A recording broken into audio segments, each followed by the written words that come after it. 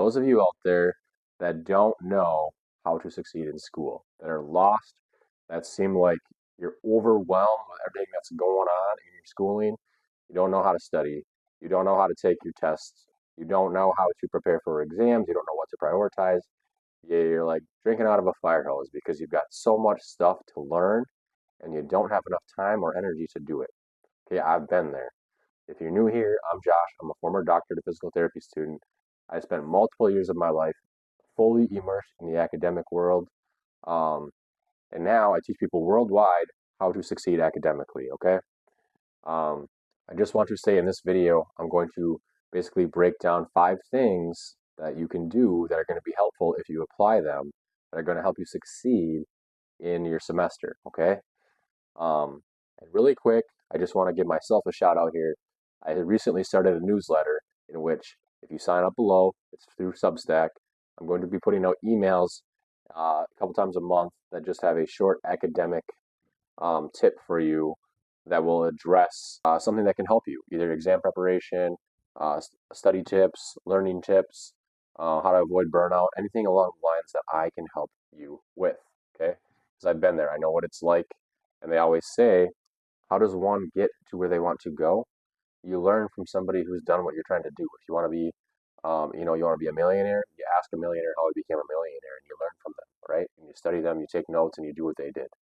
So with that being said, you can understand everything that I'm about to tell you in this video. And if you don't apply it, you ain't going to get anywhere, okay? Nothing's going to change if nothing changes. So I'm going to get into now the top 5 habits that I suggest you implement this semester. And maybe you can't implement all of them, but try to implement some, even 1 or 2, and build off of them if you can. And I can guarantee you pretty much that the results will speak for themselves. So, number 1, and I encourage you to take notes right now, okay? Because if you really want to change your learning habits and you really want to move forward and perform academically at a very high level, then you should take notes, okay? Number 1, use proven study methods, okay? I'm not going to get into this too much in this video, but I do want to talk about some of the proven study methods that exist out there, okay? One of them is called active recall, and if you combine it with spaced repetition, it's a powerful study technique. Okay, so what is active recall? Active recall is basically how you actually learn information. Studies actually will show you that the ability to pull from memory is actually the process of learning, and that redone repeatedly is the best way to learn information. That's why I said repeatedly. There's the repetition part, and the space part is done over time. That's a lot, right? And I'm sorry. So what you want to do is you want to essentially, so you're trying to learn subject A, okay? So instead of trying to just read about it and watch a professor talk about it and listen and passively flip pages and browse and highlight, you want to, once you've kind of absorbed the information a little bit, you want to test yourself. Testing yourself is basically the act of active recall. Active recall allows you to pull the information from memory. Okay? You want to do that, like I said, repeatedly over time. So again, subject A, you're trying to think of what is it that about this topic that are the most important points? What is it that I need to know with that? What is it that is really important? You try to actively recall that kind of information. Say you're trying to learn about how blood flows through the heart. Test yourself. Actively think about it. How does blood flow? Can't talk right now. How does blood flow through the heart? Comes in, it goes into this chamber, it goes through this valve, goes to this chamber, blah blah blah. Okay, and if you get hung up, now you know what you don't know, right? Once you know what you don't know, that gives you a starting point to move forward on what to study next, right? So active recall is the ability to pull information from memory. And that, like I said, is the actual act of learning, okay? So if you can actually get yourself to sit down and pull stuff from memory, that is a great way to learn information, okay? And so The idea is for you to really be effective with this and to really be able to absorb the information and hang on to it and to go into exams confidently and not have anxiety is you do it repetitively. Okay, that's one of the second laws, or one of the other laws. I don't know if it's a second law, but it's one of the other ways that learning occurs is through repetition, right? Over and over and over, you ask yourself the concepts that you are trying to learn. And to really drive it home, you want to do it over time. Okay, so that's the spaced repetition part. Um, I don't really know how much more to say about this. I feel like people kind of understand this concept. Um, I guess the one thing that I want to add in regarding it is if you really want to make the most of this concept, I would encourage you to use this concept to your advantage um, by being able to use it on the go. Okay, so what do I mean by that? This, what I did when I was in graduate school and while I was studying, um, my biomedical science stuff and trying to get into graduate school, I would try to actively think of concepts all the time. Say I was getting ready in the morning for school. I'm in the shower. I'm, walking in my car after the gym. I'm driving home. I'm waiting in line for something. Whatever it is, you use those couple of minutes here and there and the ability to actively just test yourself, test yourself, test yourself, test yourself, test yourself, test yourself, day in and day out. It's one of the best ways for you to learn information. It's one of the best ways for you to really, really, really, really take advantage of small windows of time and see big results. Okay. I guess the only other thing I want to say with that is to really make that a superpower for you is try to actively recall information.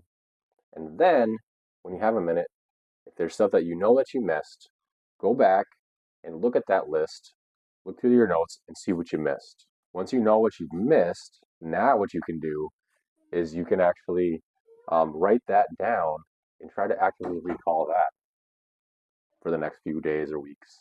Okay, so look at it. Maybe you make that list of stuff that you couldn't remember, and then you go about your day. And later on that night, you're cooking dinner, be like, hey, what was that list? What was that list of stuff that I couldn't remember that I wrote down? Writing it down is another huge one. We're going to get into that here in a minute. But you want to make sure that you test yourself on the stuff that you couldn't remember because that's the stuff that you couldn't pull actively from memory. And that shows that you've got a weak um, file, so to speak, and pathway to that file in your brain. And you can't access it quickly and efficiently. So you want to make sure that you're studying that. So if you can kind of combine those concepts together, um, absolutely powerful stuff that's going to help you with moving forward and performing like one of the top 1% academically. Okay, number two, first one was use proven study methods. Okay, active recall and spaced repetition. Number two, um, this one's not as hard to basically understand, but I'm basically going to break it down because it's something that's going to really help you if you can apply it. Like I said at the beginning of this video, you've got to be able to apply this information.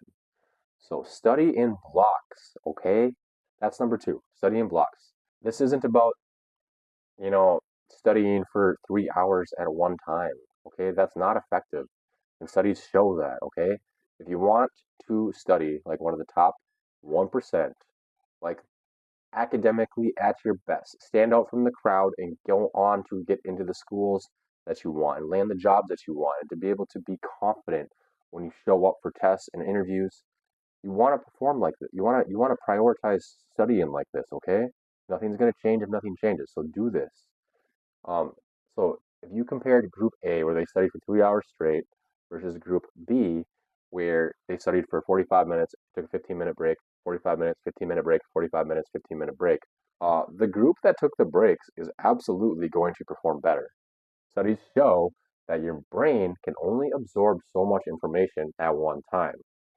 So your ability to be dedicated to actually taking those breaks is going to be it's going to be foundational to your success in not only retaining the information but also understanding it and being able to pull it from memory on exams. Okay, this is backed by studies, you guys. I'm not just making this stuff up. Okay, yes, I know you're studying for less time overall versus the person who's studying for 3 hours straight, but your brain can only absorb so much information. That's the point, okay? So you want to study for a block of time, find what works for you. Maybe it's an hour and then you take a 20-minute break. Maybe it's you study for 50 minutes and you take a 10-minute break. But the point is, you want to limit it to a certain amount of time where you feel like you're kind of getting to that point where you need a break, and then you take a break, okay? Do that when you study, okay? Make it a priority, okay? Even if you have to do it for 1 hour in the morning, you study for 45 minutes, and then you drive to school. That's your break, you know, whatever it may be. Um, so with that being said, the other thing I would just really suggest you do to really enforce this is to set a timer, okay? Set a timer. So whatever your time is for your study block, set a timer, and when it goes off, get up and go for a walk outside. Um, what I don't know what you want to do for your break. I have heard some conflicting evidence about sitting on your phone and how that actually still is stimulating your brain and your mind. So you probably don't want to do that. But take a break of some sort, do something, go chat with a buddy, whatever it may be, drink a cup of coffee. Okay, so let's get into number three. Number three of the 5 habits that will help you perform at your best academically. Number three is, anybody going to be able to guess it? Distractions. Okay? You want to eliminate and minimize distractions if you want to be a professional, high performing academic student. Okay? I know this one's common sense, but not. In today's world where we have iWatches, iPhones, tablets, laptops, computers, AI, technology galore. We're all connected, getting dings and notifications. It's one of the biggest killers of academic success, okay? Um, and I just want to drive a point home here, okay? If you really want to absorb information, say you're trying to be a doctor, right? You want to really be paying attention to the stuff that you're studying, okay? And this is how the top performers study. They will study in blocks, like I said, using the techniques that I talked about earlier, and they will cut out distractions during those blocks of time, or at least eliminate them or minimize them, okay? What I would do when I was in school is I would usually study by myself, okay? Because when you're with somebody else, maybe you need somebody else to study. You got to find what works for you with studying. But if you can go to like the highest floor of your library or go to a study room where it's quiet and you can focus, clear off all the stuff off of your desk or off of the table, close the tabs on your computer, um, put your phone on airplane mode or you take it out of the room or whatever it may be, silence notifications on your laptop or even close it and dial in for that block of whatever you're trying to study. I know it seems like, oh, hey, notification came up on my phone about whatever. It doesn't matter that much. I can still be engaged in the content. And that's true. You can. But I'm just telling you that the studies actually will show, and this is how people that want to perform really well, um, what they do is they actually will, like studies actually show that actually will affect your ability to deeply understand and comprehend the information that's being presented to you from that's in front of you. So, kind of butchering this, but what I'm trying to say is if you have a notification go off on your phone while you're studying, or even if you have people walking by you because you're on the first floor of the library, you just got all kinds of other things that are coming into your brain and your nervous system and in your sensory input. It is, and it is shown to affect your ability to comprehend and really let the information that you're trying to absorb, let it to soak into your brain, into your mind. And so what you want to do is try to minimize that as much as possible. Even a small distraction really makes a big difference in your ability to connect the dots and retain information and creating pathways in your brain for you to, recall and access a file of something that you're trying to learn. So enough said about that. So number one, anybody remember what it was? It is using the proven methods, active recall and spaced repetition when you're studying. Number two, study in blocks. Number three, cut out distractions. Number four might surprise you guys, especially in today's world where everybody seems to be doing the opposite of what I'm about to tell you. But coming from somebody who's been out of school for a lot of years now and still can remember a lot of the stuff, number four is handwrite notes during lectures. And I actually used to handwrite notes even during video lectures that I had to watch at home. I would write them down instead of typing them. I know that typing notes is faster. But studies show that writing notes has a very special place in the academic world because it works with how your brain works. It works with how your brain works. So your ability to handwrite notes allows you to, um, for one, you're going to be tuned into what the professor is saying. You're going to be tuned into what the professor is saying, and you have to take that in, comprehend it in your mind, and then translate it, paraphrase it in your own words, and then write those words on paper. And just the act of doing that process is very effective in learning information and retaining it. I don't know if this is entirely true, but I had heard when I was in grad school that the act of writing something down once is the same as reading it 7 times. True or not, I don't know. The point is that writing stuff down helps you retain it, and the act of note taking helps you understand it. So why would you not want to do that? It's a very, very powerful method to um, to learn and to retain information. Uh, what I want to say about this really quick is if you really don't feel like you can keep up in lectures and get everything down, and you need to type it down, take the time to go back later and write it and make a handwritten note, okay? Handwritten notes may take a little bit longer, but if you can paraphrase stuff and, have arrows and make stuff big and bold and star and like take up more space on a page for important concepts, it's really helpful. If you were to take notes like you are right now on this video about how to study academically at your best, and then you crumpled it up at the end of this, threw it in the trash can, I can almost guarantee that you're going to remember more from this video by writing that stuff down, even though you never looked at it again, because of the fact that you wrote it down. So I really, really encourage people to handwrite notes. I know it's old school. I know that it's faster to type. I know all of the stuff. Handwrite notes if you can. I really encourage it. Studies back it up. It's got a special place in the academic world, like I said, because it works with how your brain works. You're having to translate stuff into your own words and then physically write it down, and it just leads to a lot of brain activity when you're doing that process, okay? All right. So number 4 was handwrite notes. All right. Number 5, habit to perform at your best academically this semester.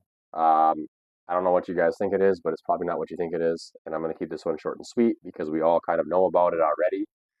But it's getting and prioritizing consistent sleep. Studies will show you that if you don't sleep, anything that you learned is out the window. You might be able to spew it out on the exam the next morning because it's still in your short term memory. But when we sleep is when we save that information and it gets processed into our longer term memory. So if you don't sleep, it's like not hitting a save file.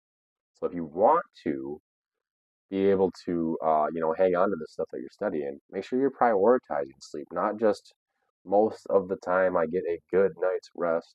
Get consistent with it, okay? Make sure you are trying to be consistent with getting a good night's rest. And I know it's easy. I remember when I was in school, most of the nights the library wouldn't close until 12. I'd stay till 12, and then I'd go home and stay up and do whatever till 1. And I didn't always get the best night's rest during undergraduate school, but I always stayed up, or I always slept every night. I don't think I ever pulled an all-nighter, even during really intense finals weeks and during graduate school. Um, so, yeah, you want to make sure that you're prioritizing a good night's rest. Um, like I said, no sleep equals no save button. You might be able to hang on to it short term for a day or two, but you are not going to retain that information. If you're going to go on to school where you're going to be a student that, you know, is kind of trying to go into some sort of professional schooling, like physical therapy, and you're taking anatomy and you're able to cram it all in, pulling an all-nighter, pass the test. What happens when you get into graduate school and you need to know the names of these muscles and just whatever it is that you're learning in anatomy? Okay, this stuff builds on itself.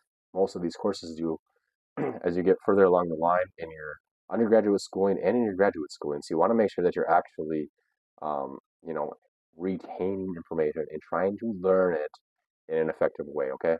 All right. So let's go over really quick what those steps were. Okay. So number 1, before I actually name them up, let me pause the video and see if you can actively recall it yourself, because that's it. There you go. There's a hint for what one of them is.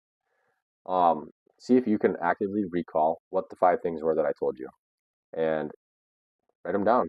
I encourage you to write them down if you didn't, because like I said, writing down stuff allows you to remember it better and retain it better and connect the dots better and have a stronger understanding of the content.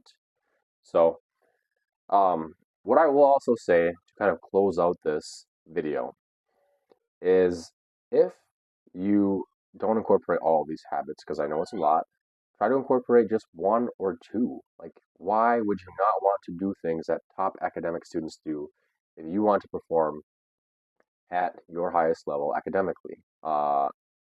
So, number one was use the proven methods for studying: active recall and spaced repetition. If you're going to do anything on this video to try to perform at a higher level academically, I would do that. Okay? But obviously, the more of this stuff you can do, the better. All right. If you like this video, make sure you subscribe so you can receive more content that's going to help you out in school and perform at your highest level academically. Like I said, I got a newsletter, Substack, hit below. You're going to get short emails a couple times a month that are going to give you tips and tricks and advice on how to get through school and help you perform academically. And I'd like to hear your comments. If there's anything that you found helpful in this video, make sure that you drop a comment below so I can hear what it is, what you found helpful, what you'd like to hear more of, whatever you're struggling with, whatever it may be. In the meantime, we'll talk to you later.